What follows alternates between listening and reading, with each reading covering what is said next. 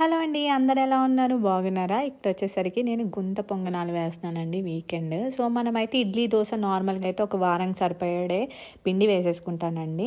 So, మనకి పిండి రెడీగా ఉంటే చక్కగా పిల్లలు ఎప్పుడు అడిగినప్పుడు అలా బ్రేక్‌ఫాస్ట్ వేసేయొచ్చని పిండి రెడీగా పెట్టుకుంటాము.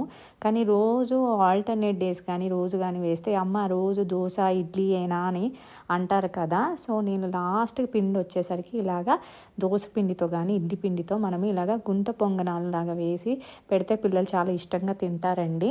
సో, ఇదొక వెరైటీ లాగా మనం అదే పిండి మనము డిఫరెంట్‌గా ఇలా వేసి కూడా వాళ్ళకి బ్రేక్‌ఫాస్ట్ పెట్టొచ్చు. సో, ఇందులో చక్కగా క్యారెట్ తురుము, అలాగే మనకి ఉల్లిపాయలు, అలాగే జీలకర్ర ఇవన్నీ వేసుకుంటే కూడా చాలా టేస్టీగా ఉంటుంది. మనకి ఏ పచ్చడి కూడా అవసరం లేదు.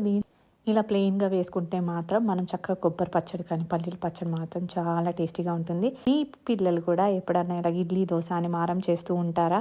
సో, అలాంటప్పుడు ఇలా గుంత పొంగనాలు వేస్తూ ఉంటారా? Comment box